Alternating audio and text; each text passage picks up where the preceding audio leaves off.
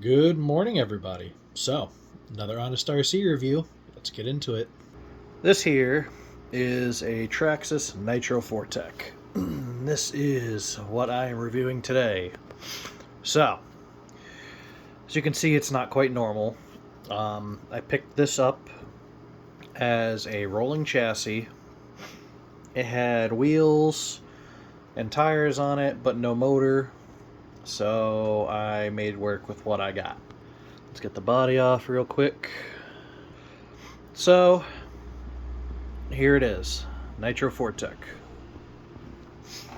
Now, again, I picked this up used. It was a rolling chassis with no motor.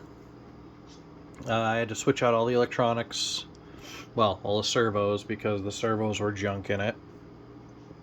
And it was set up for a 2.5, TRX 2.5 motor. However, I had a spare 0.15 sitting around, and so I slapped that in here, and this thing runs like a top. Now, I don't know what was happening here, but a buddy of mine that I got it from had it sitting around. He doesn't remember exactly where he got it, but whoever had it before him put whatever the hell this is, some aluminum plate here, because some looks like these holes got stripped out and the piece that actually is supposed to bolt here is missing, but they used this little piece of aluminum instead. So it's functional, it works, and I mean, that's hidden by the body, so you don't really see that.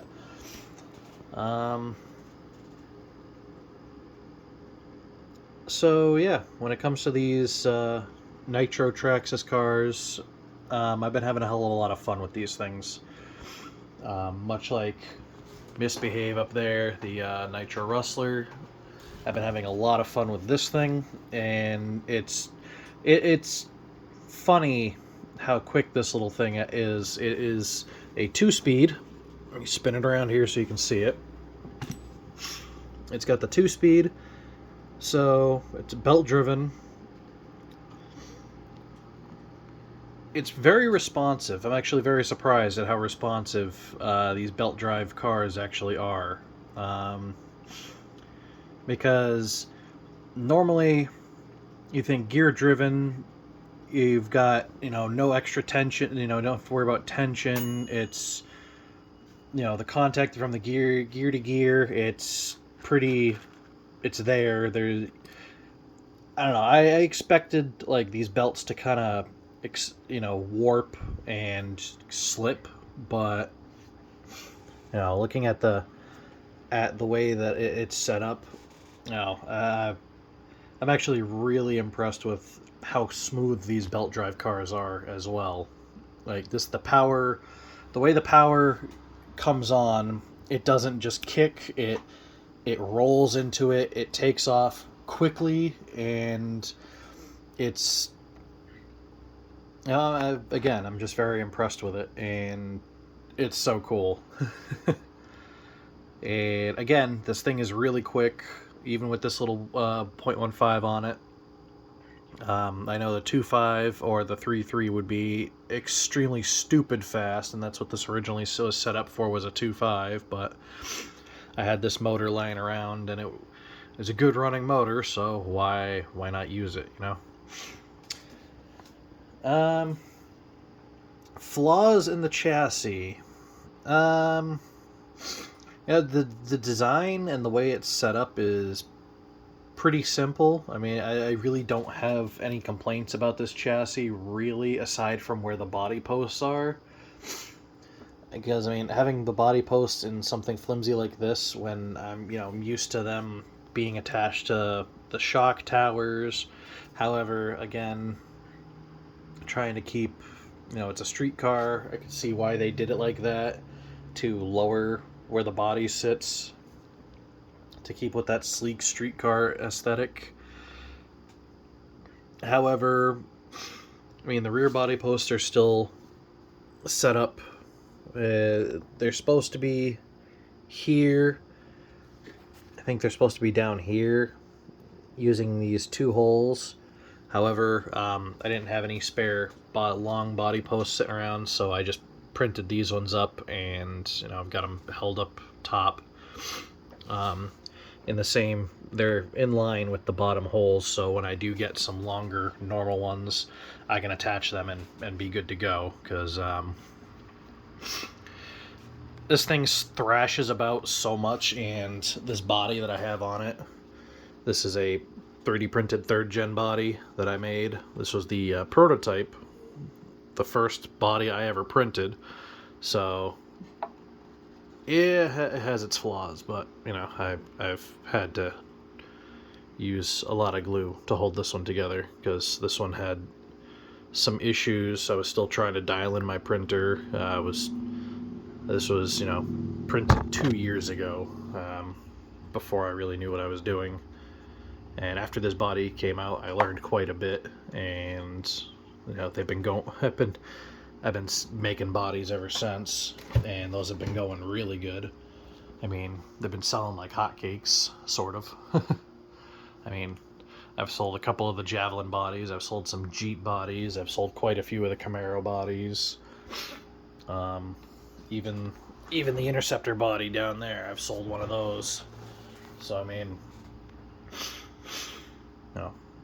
body aside, this body is heavier than normal, what these things would expect, and these aren't made, like, almost every time I bring this thing out, it's so fast and it snaps sideways so quickly with the steering. The response on this chassis for the steering is very surprisingly good. It's agile as hell, and it's so snappy that it throws the car sideways really quick, and every time I bring it out, I snap one of these at least. So eventually I'm going to get some of these. However, right now I've got like 4 or 5 other sets of these to run right now.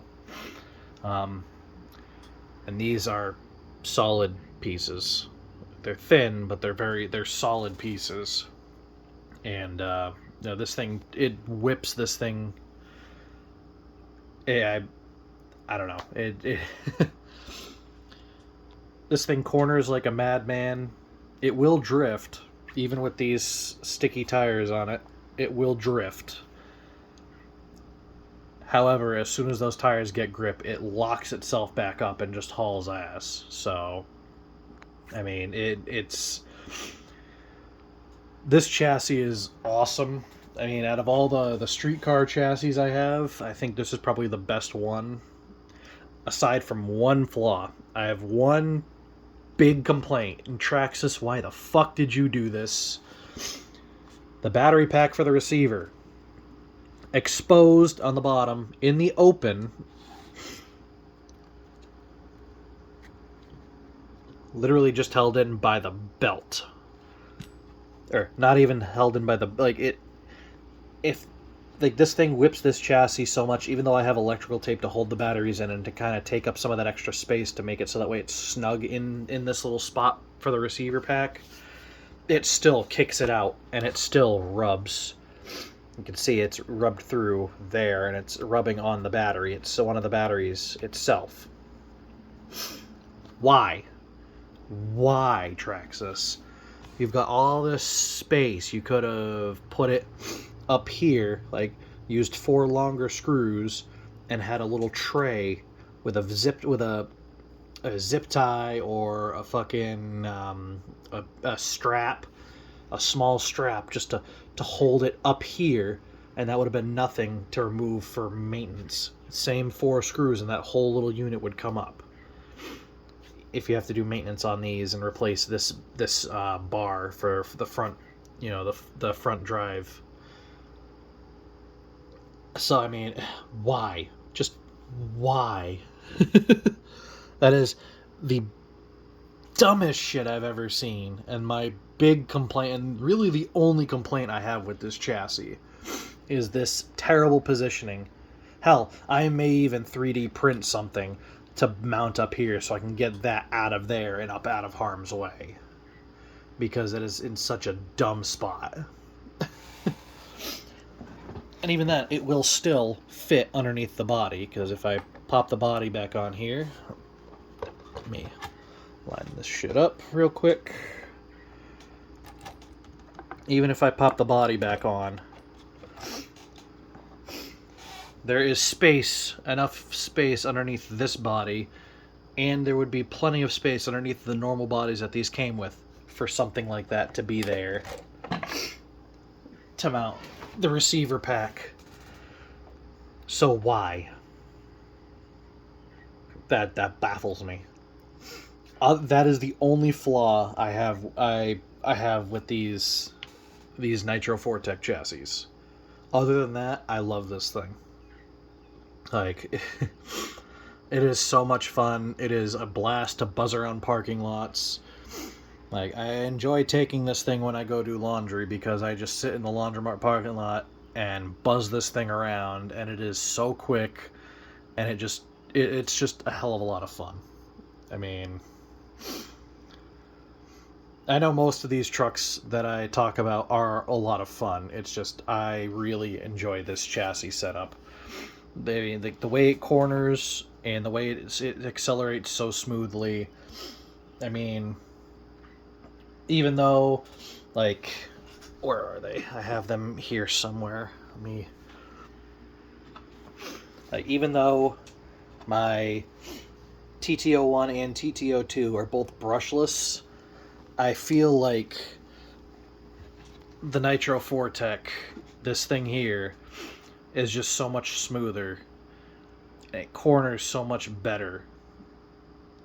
And it might even be a little faster, even though those are both brushless and geared up. And this is just a baby small block, and it's super quick. I mean, but that just could be, just the way I set it up. Again, this is not out of the box. This is just a review of the chassis overall. This isn't like an out of the box with the 2.5. This is the smaller motor, because I had one sitting around, and I mean, overall, this thing is a blast, and I would assume the bigger motors are much faster, so I can't imagine how much faster those motors would be in this thing, because this chassis is just so much fun, even with this little baby motor. I'd have to give it probably a 9 out of 10 rating, the Nitro 4tec. Because aside from this glaring issue here, everything is fairly simple to work on. I mean, I was able to swap the servos, no problem. You've got access, all 4 screws for the throttle servo up here are easy to access. To get to the steering servo, it seems like it might be a little bit of a bitch. However, it is still fairly easy. Literally, all I had to do was pop that screw,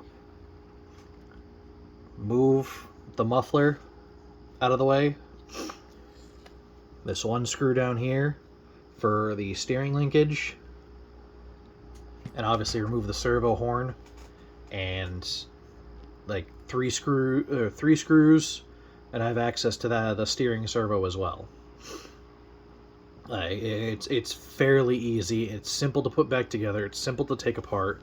Everything is adjustable on these. All the camber links, everything is completely adjustable. The only thing I'm planning on doing to this thing later on is aluminum threaded body shocks. That's it. Yeah, this thing is staying this way. I mean, and obviously not gonna, keep using these just temporary posts. I'm gonna get, some actual rear body posts for this thing, so that way I can stop breaking them every time I take this thing out. But, it's very easy to work on, very easy to run.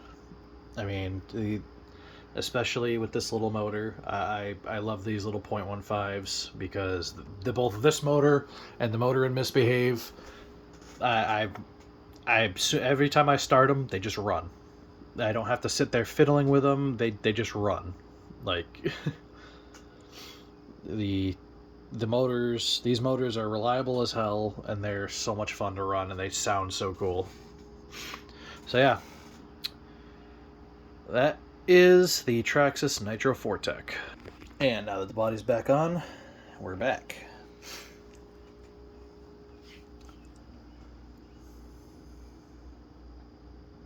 So that is my honest opinion about the Traxxas Nitro 4tec. Honestly, if you can get one, I would, because they are so much fun. Yeah, it's a street car, like any other street car, touring car chassis. You're going to be pretty limited on where you can run it. Unless you make it a rally car, and even then, you're still kind of limited on where you can run it, because the ground clearance, yeah, you can't take it in, deep mud, or like really deep sand, or tall grass, like most of the other trucks, like, the Red Cat, or some of the monster trucks and shit. But if you have access to a nice parking lot, or you got a big driveway, these things are so much fun, and you really can't go wrong with the Nitro 4tec. So thanks for sticking around to the end of the video. If you have any questions, feel free to comment down below. If you like this kind of content, feel free to subscribe and hit that like button, and tap the little notification bell to be notified about all my newer videos as they come out. If you have any questions, comments, again, leave them down below. Or if you have a specific question about any of the trucks in my collection here, feel free to reach out on any of the social medias or my email that is linked in the description below. Have a good day and enjoy, everybody.